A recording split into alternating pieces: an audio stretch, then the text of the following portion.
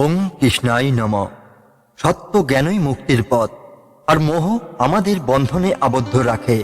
যে ব্যক্তি প্রকৃত সত্য উপলব্ধি করে সেই প্রকৃত মুক্তির দিকে এগিয়ে যায়। ভক্তজন, প্রীতি ভালো কথা চ্যানেলে আপনাদের স্বাগতম।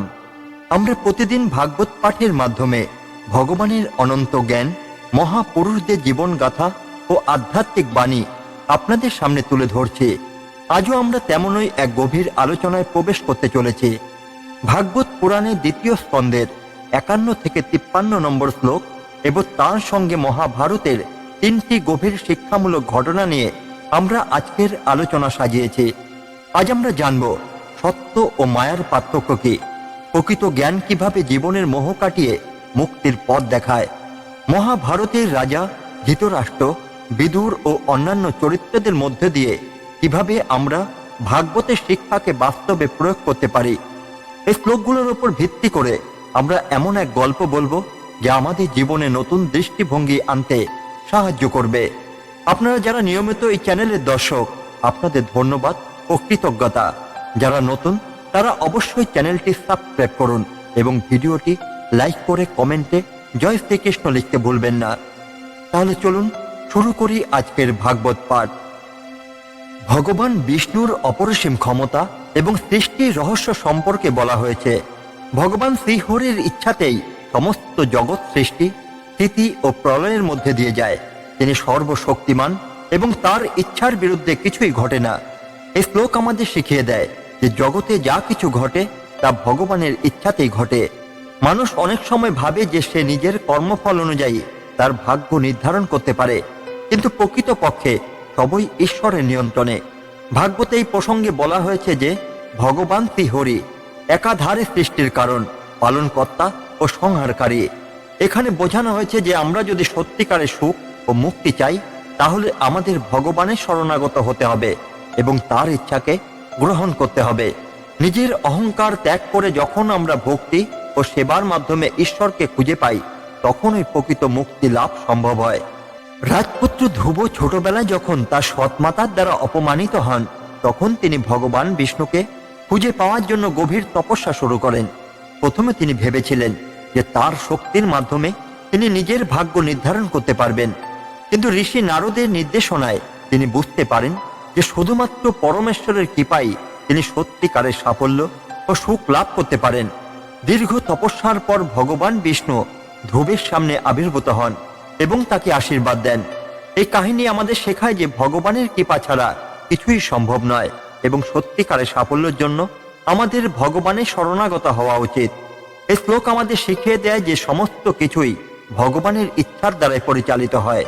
আমরা যতই চেষ্টা করি না কেন, পরম সত্য হলো ভগবান শ্রীহরির কৃপাই আমাদের জীবনের মূল ভিত্তি। তাই ভক্তি, সেবা ও নাম সংকীর্তনের মাধ্যমে আমরা ভগবানের আশীর্বাদ প্রাপ্ত হতে পারি।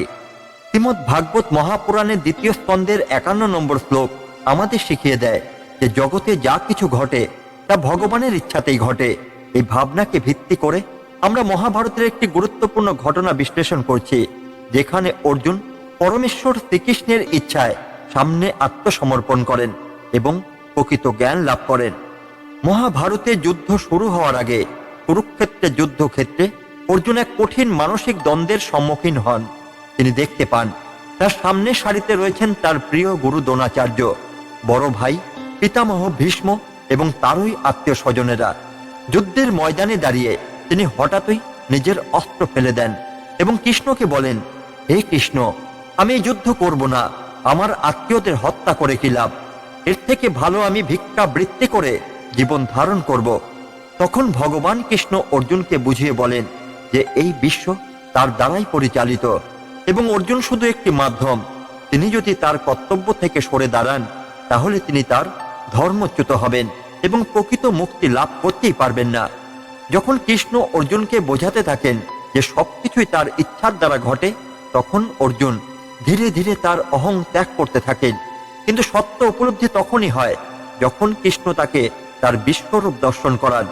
অর্জুন তখন দেখতে পান যে সমস্ত সৃষ্টি, সমস্ত দেবতা এবং সমস্ত অস্তিত্বই কৃষ্ণের মধ্যেই নিহিত।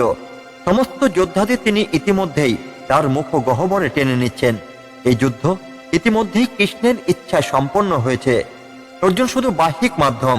এই ভয়ঙ্কর এবং অলৌকিক দৃশ্য দেখে অর্জুন ভীত ও অভিভূত হয়ে পড়েন এবং কৃষ্ণের চরণে আত্মসমর্পণ করেন।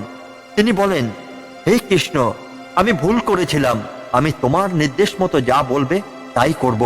আমার অহংকার দূর হয়েছে। আমি তোমার দাস মাত্র।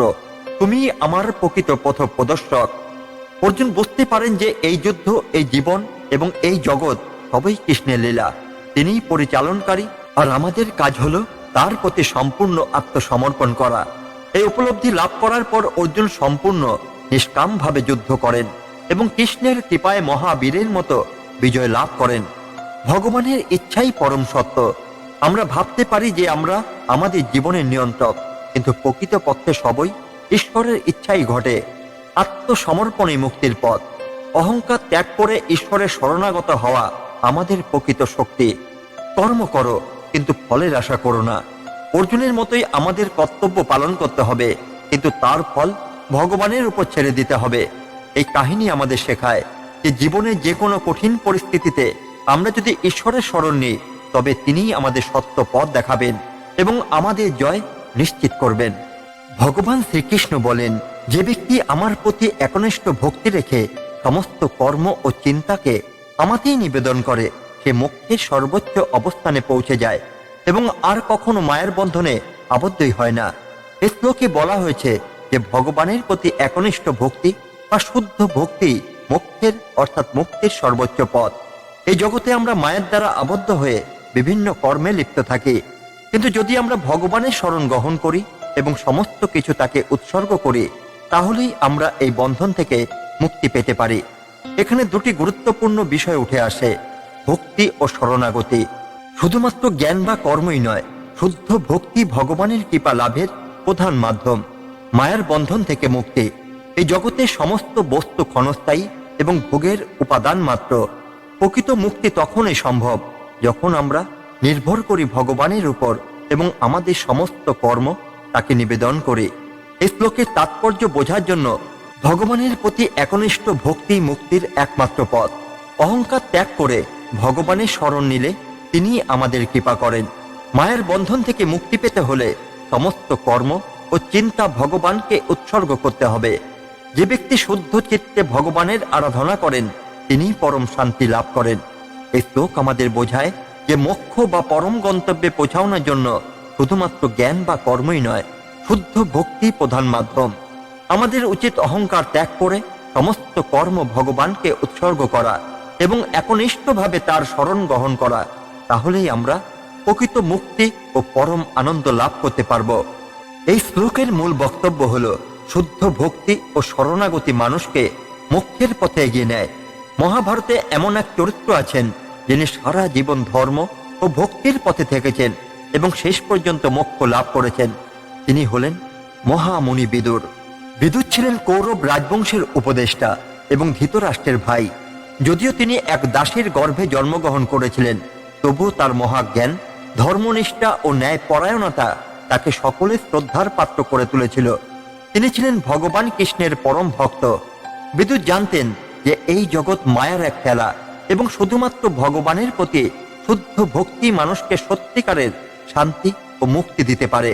তাই তিনি রাজসিক জীবনে আসক্ত না থেকে সর্বদা ধর্মের পথে চলেছেন। যখন মহাভারতের যুদ্ধের পর কৌরব বংশ ধ্বংস হয়ে যায়, তখন ধৃতরাষ্ট্র এক শূন্য জীবনের শিকার হন। বিদুর তার অন্ধ ভাইকে উপদেশ দিলেন, হে রাজন, এই জগৎ ক্ষণস্থায়ী। রাজ্য, সম্পদ, ক্ষমতা সবই মায়ার ফাঁদ। তুমি এখনো কেন এই মরীচিকার পেছনে ছুটছ? এবার জাগো এবং ভগবানের শরণ নাও। এই কথা শুনে ধৃতরাষ্ট্র বিচলিত হন, কিন্তু বিদুর বুঝতেই পারেন যে রাজশোকের মোহ তাকে সম্পূর্ণ গ্রাস করে ফেলেছে। তাই বিদুর রাজপ্রাসাদ ছেড়ে এক সন্ন্যাসীর মতো তীর্থ ভ্রমণে বেরিয়ে পড়েন। বিদুর ভ্রমণ করতে করতে দ্বারকায় পৌঁছান। সেখানে গিয়ে তিনি জানতে পারেন যে শ্রীকৃষ্ণ ইতিমধ্যেই এই পৃথিবী ত্যাগ করেছেন। এই সংবাদ শুনে বিদুর গভীর শোকে পড়ে যান, কিন্তু সঙ্গে সঙ্গে উপলব্ধি করেন, ভগবান তো চিরকালীন, তিনি তো আমাদের হৃদয়ের মধ্যেই আছেন। আমি যদি তার শরণ গ্রহণ করি তবে মোক্ষ লাভ করতে পারব। এরপর বিদুর সমগ্র রাজনীতি ও পার্থিব জীবনের মোহ ত্যাগ করে এক নিঃসঙ্গ আশ্রমে ধ্যানমগ্ন হয়ে শ্রীকৃষ্ণের নাম জপ করতে থাকেন। কয়েক বছর পর বিদুর ধৃতরাষ্ট্রের আশ্রমে যান এবং দেখেন যে তিনি ধ্যানমগ্ন অবস্থায় অগ্নি স্নান করছেন এবং পরলোক গমন করেছেন। বিদুর তখন বুঝতে পারেন যে তিনিও এই ক্ষণস্থায়ী জীবনের মোহ কাটিয়ে ভগবানের চরণে আত্মসমর্পণ করবেন। তিনি সমস্ত কিছু ত্যাগ করে হিমালয়ে গভীর অরণ্যে চলে যান এবং সেখানেই কৃষ্ণ স্মরণ করতে করতে নিজের দেহ ত্যাগ করেন। এইভাবে বিদুর শুদ্ধ ভক্তির মাধ্যমে মোক্ষ লাভ করেন এবং শ্রীকৃষ্ণের চরণে অনন্ত আশ্রয় লাভ করেন। এই সংসার ক্ষণস্থায়ী, তাই ভগবানের স্মরণ নিতে হবে। শুদ্ধ ভক্তি মোক্ষের পথ দেখায়। রাজ্য, ধন, ক্ষমতা সবই মায়ার খেলা, কেবল ভগবানই চিরস্থায়ী। একনিষ্ঠ ভক্তি ও আত্মসমর্পণ করলে ভগবান নিজেই পথ দেখান। বিদুরের এই জীবন কাহিনী মহাভারতের অন্যতম শ্রেষ্ঠ ভক্তির উদাহরণ।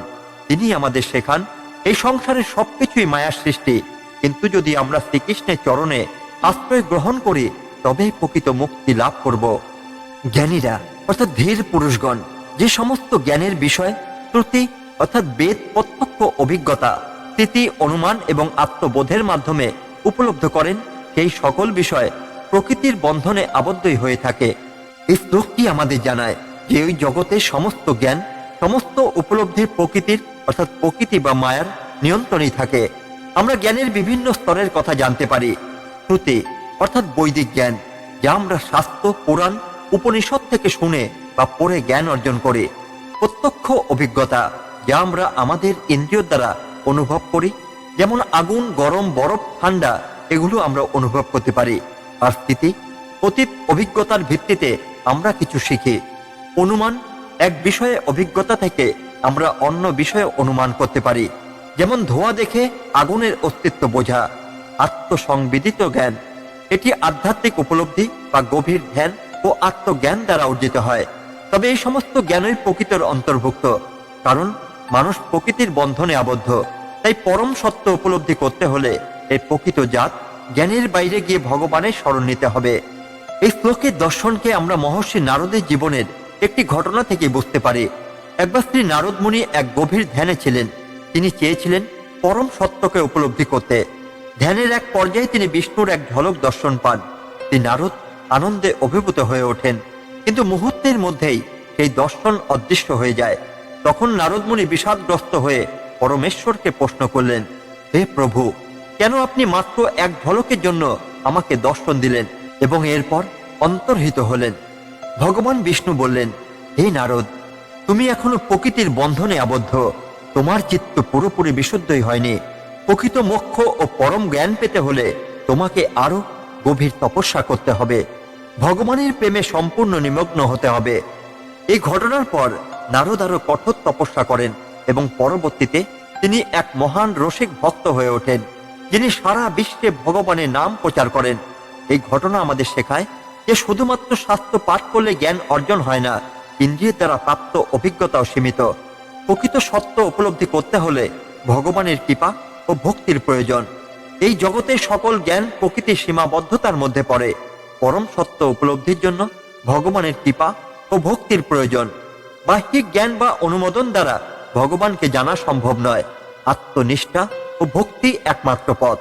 শাস্ত্র, অভিজ্ঞতা, অনুমান এসবের মাধ্যমে কিছু সীমিত জ্ঞান পাওয়া যায়, কিন্তু প্রকৃত মুক্তি পেতে হলে আত্মস্বরূপকেই জানতে হবে। এই শ্লোকের শিক্ষা অত্যন্ত গভীর। বাহ্যিক জ্ঞান ও অভিজ্ঞতা আমাদের সত্য উপলব্ধিতে সাহায্য করলেও এগুলোর বাইরে গিয়ে ভগবানের কৃপা লাভ করাই পরম সত্য উপলব্ধির একমাত্র উপায়। অতএব প্রকৃত জ্ঞান অর্জনের জন্য আমাদের উচিত শুদ্ধ ভক্তি ও আত্মসমর্পণের মাধ্যমে ভগবান শ্রীকৃষ্ণের চরণে নিবেদন করা। এই শ্লোকটি আমাদের জানায় যে বৈদিক জ্ঞান, প্রত্যক্ষ অভিজ্ঞতা, স্থিতি, অনুমান ও আত্মজ্ঞানের মাধ্যমে যে জ্ঞান অর্জিত হয় তা প্রকৃতির সীমার মধ্যেই থাকে। প্রকৃত মুক্তির জন্য আমাদের এই সীমাবদ্ধতার বাইরে যেতে হয় এবং পরমেশ্বরের কৃপা লাভ করতে হয়। এই দর্শন মহাভারতের এক গুরুত্বপূর্ণ চরিত্র। মহাভারতের কুরুক্ষেত্র যুদ্ধের পরে বিদুর মহারাজ দেশ ত্যাগ করেন এবং বিভিন্ন তীর্থস্থান ভ্রমণ করেন। তিনি মৈত্রেয় মুনির কাছ থেকে গভীর আধ্যাত্মিক জ্ঞান লাভ করেন। এই জ্ঞান তাকে বুঝতে সাহায্য করে যে প্রকৃতির সমস্ত জ্ঞান ও অভিজ্ঞতা আমাদের বন্ধনেই রাখে। মুক্তির জন্য আমাদের পরম সত্যের দিকে যেতে হবে। এই উপলব্ধি নিয়ে বিদুর পুনরায় হস্তিনাপুরে ফিরে আসেন। যখন বিদুর হস্তিনাপুরে আসেন তখন তিনি দেখেন ধৃতরাষ্ট্র রাজপ্রাসাদে বসবাস করছেন, যদিও তিনি রাজ্যহীন, পরনির্ভরশীল এবং বার্ধক্যে উপনীত। বিদুর রাজা ধৃতরাষ্ট্রকে বললেন, হে মহারাজ, আপনি সারা জীবন অন্ধভাবে ভোগবিলাস ও রাজত্বের মোহে আবদ্ধ ছিলেন। এখন যুদ্ধ শেষ, আপনার সমস্ত পুত্ররা নিহত, কিন্তু আপনি এখনো এই রাজপ্রাসাদে থেকে ভোগের আশায় আছেন। সময়ের শক্তি আপনাকে গ্রাস করতে চলেছে, অথচ আপনি মুক্তির কোনো ব্যবস্থাই করছেন না। আপনার এই জীবনকে প্রকৃত জ্ঞান অর্জনের জন্য ব্যয় করা উচিত, কিন্তু আপনি এখনো সংসার মোহে আটকে আছেন। প্রকৃত সত্য উপলব্ধি করুন এবং সন্ন্যাস গ্রহণ করে আত্মমুক্তির পথ অনুসরণ করুন। বিদুরের এই কঠিন কথা ধৃতরাষ্ট্রের চেতনায় আঘাত করে। তিনি বুঝতে পারেন যে রাজপ্রাসাদের ভোগ, ক্ষমতা বা সম্পদ কোনো কিছুই তাকে প্রকৃত মুক্তি দিতে পারবে না। বিদুরের উপদেশ শুনে ধৃতরাষ্ট্র সিদ্ধান্ত নেন যে তিনি হস্তিনাপুর ছেড়ে যাবেন এবং আত্মসাধনার পথে চলবেন। তিনি গান্ধারীকে সঙ্গে নিয়ে এক রাতে গোপনে বনপ্রস্থে চলে যান এবং সেখানে কঠোর তপস্যা শুরু করেন। অবশেষে তিনি ব্রহ্ম জ্ঞান লাভ করেন, সমস্ত বন্ধন ছিন্ন করেন এবং তার আত্মা প্রকৃত মুক্তি লাভ করে। বাহ্যিক জ্ঞান বা অভিজ্ঞতা আমাদের সীমাবদ্ধতার মধ্যেই রাখে। মুক্তির জন্য বাহ্যিক বন্ধন ত্যাগ করে পরম সত্যের দিকে যেতে হয়। ভোগবিলাস ও রাজ্যের প্রতি মোহ আমাদের প্রকৃত মুক্তি থেকে দূরে রাখে। সাধনা, আত্মচিন্তা ও বৈদিক জ্ঞানের মাধ্যমে প্রকৃত আত্মজ্ঞান অর্জিত হয়। বিদুরের মতো প্রকৃত জ্ঞানী সঙ্গ পেলে জীবন বদলে যেতে পারে। মহাভারতের এই ঘটনা আমাদের শেখায় যে শ্রুতি, স্মৃতি, অনুমান বা প্রত্যক্ষ অভিজ্ঞতা সীমিত। প্রকৃত মুক্তি আত্মস্বরূপ উপলব্ধি ও ভগবানের কৃপায় সম্ভব। ধৃতরাষ্ট্রের মতো আমরা যদি সংসারে মোহ ত্যাগ করে সত্যের পথে চলতে পারি, তবেই প্রকৃত জ্ঞান ও মুক্তি লাভ করতে পারব। আজ আমরা ভাগবত পুরাণের দ্বিতীয় স্কন্ধের 51 থেকে 53 নম্বর শ্লোক ও মহাভারতের কিছু গুরুত্বপূর্ণ শিক্ষামূলক ঘটনা আলোচনা করলাম। এই শ্লোকগুলোর আমাদের কি শেখালো? সত্য ও মায়ার পার্থক্য, আত্মজ্ঞান ও মোহ মুক্তির পথ। মহাভারতের চরিত্রদের মাধ্যমে বাস্তব জীবনের শিক্ষা। ভগবানের জ্ঞান অসীম, আর আমরা সবাই সেই জ্ঞানের ছোট্ট এক বিন্দু গ্রহণ করছি। ভক্তি, শ্রদ্ধা ও জ্ঞানের মাধ্যমে আমরা নিজেদের আরো উন্নত করতে পারি। ভিডিওটি কেমন লাগলো কমেন্টে জানাতে ভুলবেন না। জয় কৃষ্ণ লিখে ভক্তির বার্তা ছড়িয়ে দিন। নতুন নতুন আধ্যাত্মিক ভিডিও পেতে আমাদের চ্যানেলটি সাবস্ক্রাইব করুন। পরবর্তী ভিডিওতে আবারও দেখা হবে ভাগবতের নতুন আলোচনায়। ততক্ষণ পর্যন্ত ভগবান শ্রীকৃষ্ণের চরণে আমাদের সকলের প্রণতি। ধন্যবাদ। জয় শ্রীকৃষ্ণ। জয় শ্রীমদ্ ভাগবত পুরাণ।